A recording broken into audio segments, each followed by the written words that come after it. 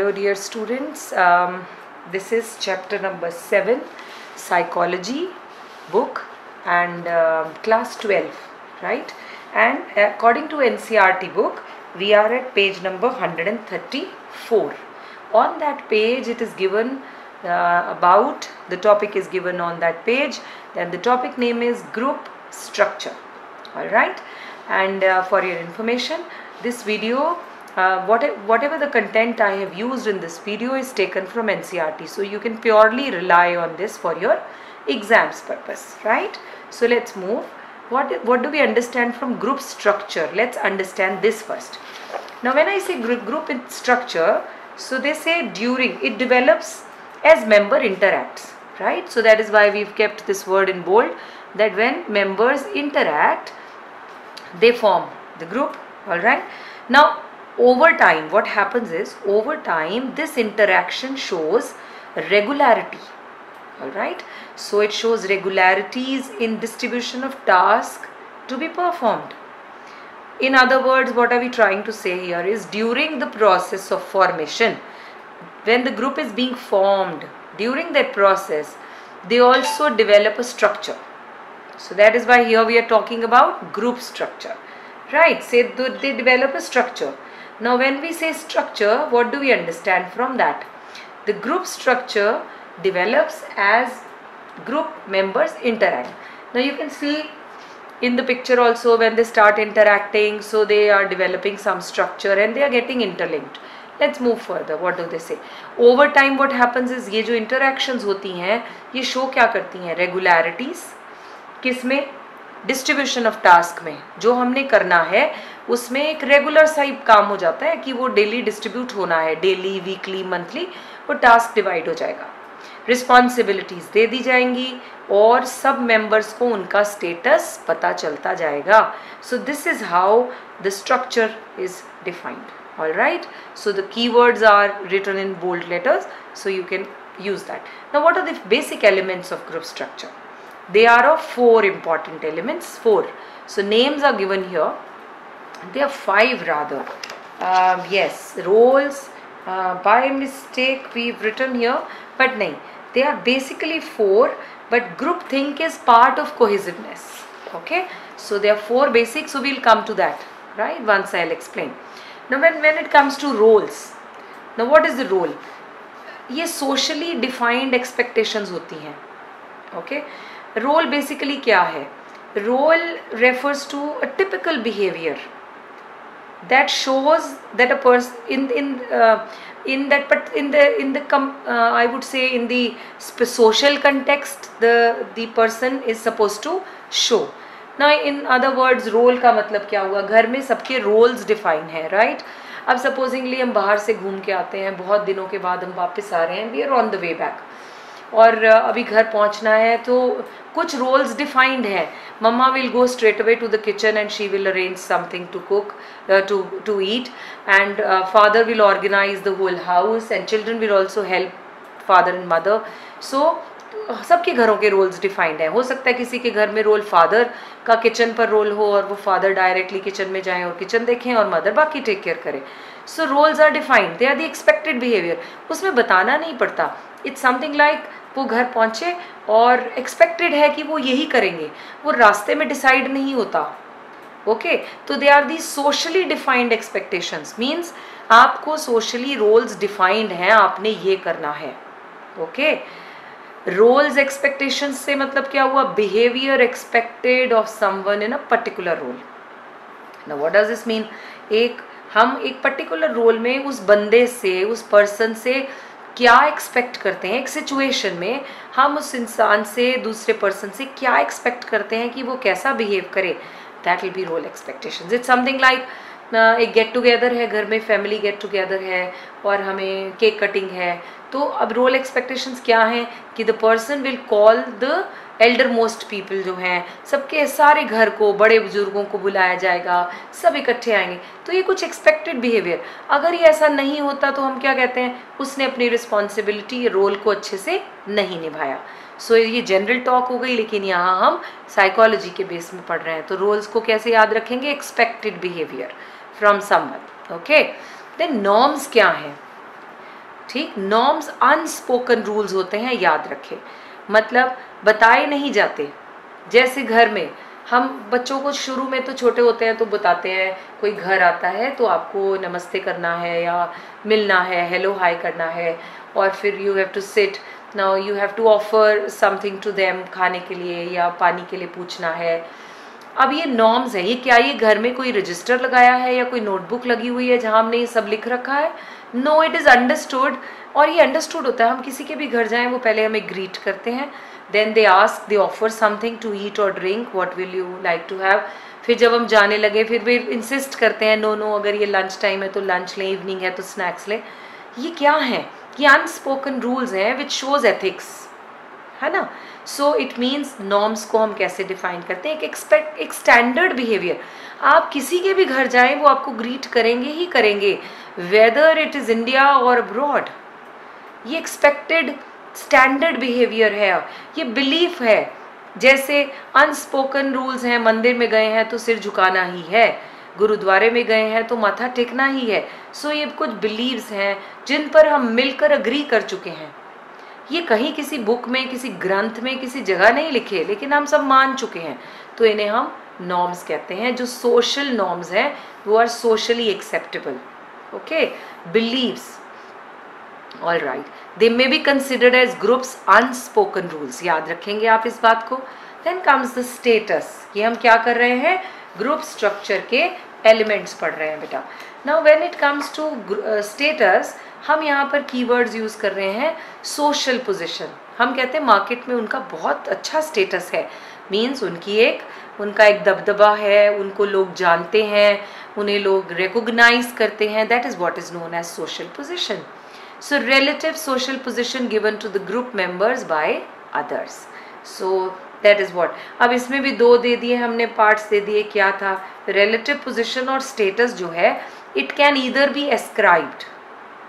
When I say ascribed means given because of one's seniority, मतलब उनकी as ज़्यादा है जिसकी वजह से हमने उन्हें एक सोशल पोजीशन, मतलब जैसे हमारे घर में हमारे ग्रैंड पेरेंट्स हैं तो अंडरस्टूड है कि हम उन्हें वैल्यू ज़्यादा देंगे। खाना खाने लगे हैं तो हम उन्हें बुलाएंगे, पहले उन्हें ऑफर करेंगे, है ना। इस तरह से कोई घर में फंक्शन है, हम उन्हें रिगार्ड करेंगे। क्यों दिया गया हमने उनको ये स्टेटस? क्यों दिया? क्योंकि उनकी सीनियरिटी, उनकी एज हमसे ज़्यादा है, ओके। सो सीनियरिटी में सिर्फ एज ही नहीं आती, उनका एक्सपर्टीज भी आ सकते हैं, एक्सपीरियंस, है ना, अचीव्ड, वो आ गया हमारा दूसरा angle.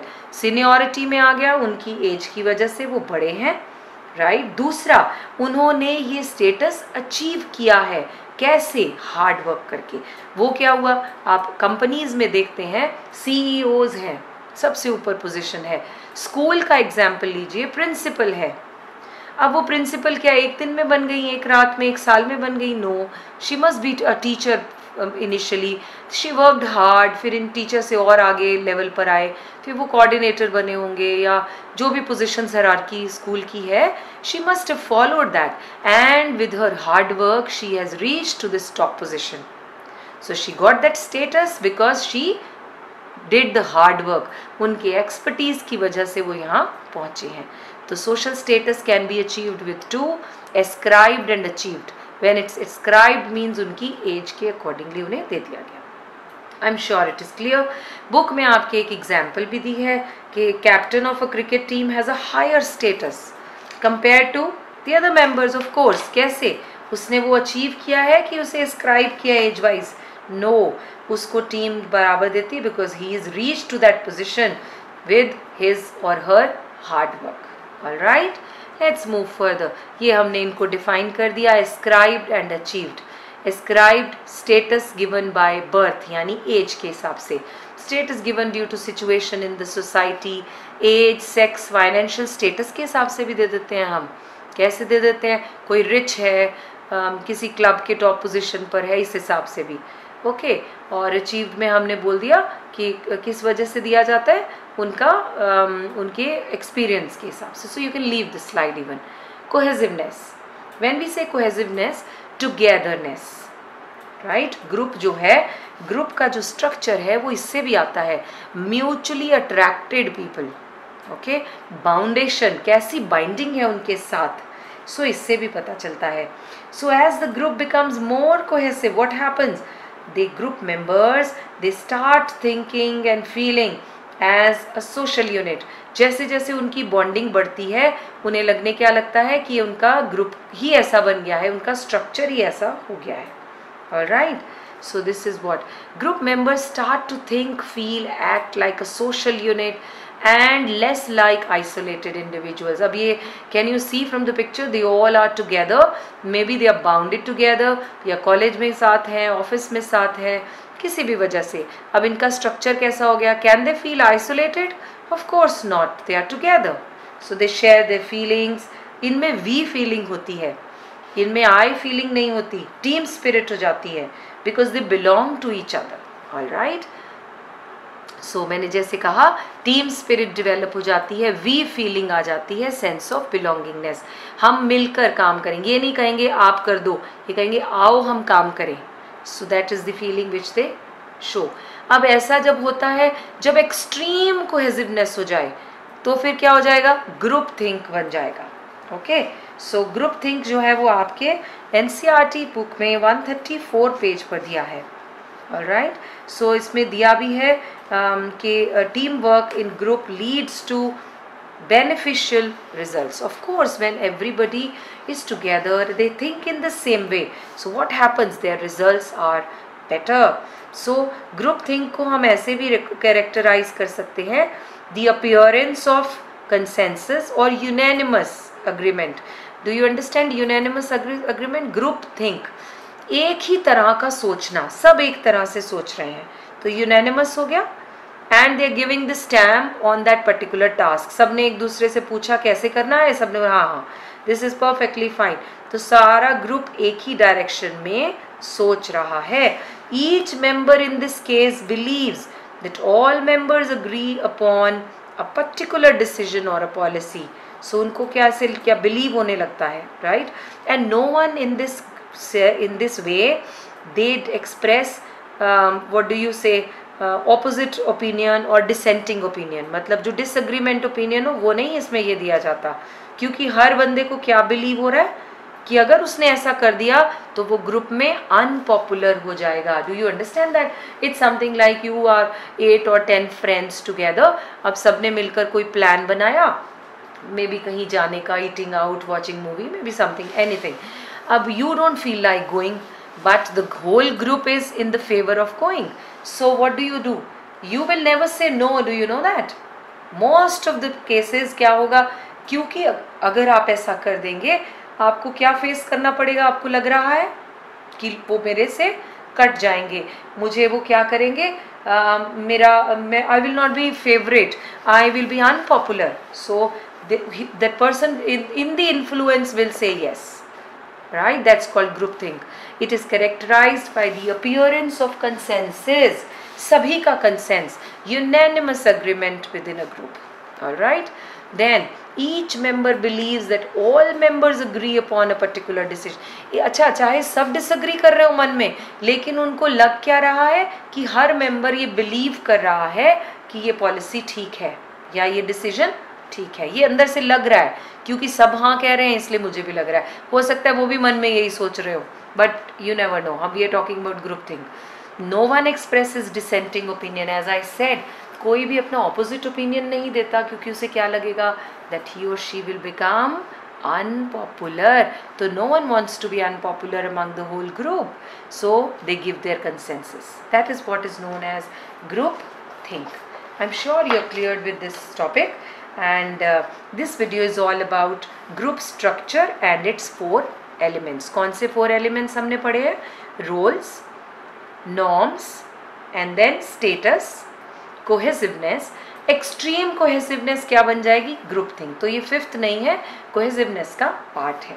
So next types of groups we are going to study in the next video. Keep watching and stay safe.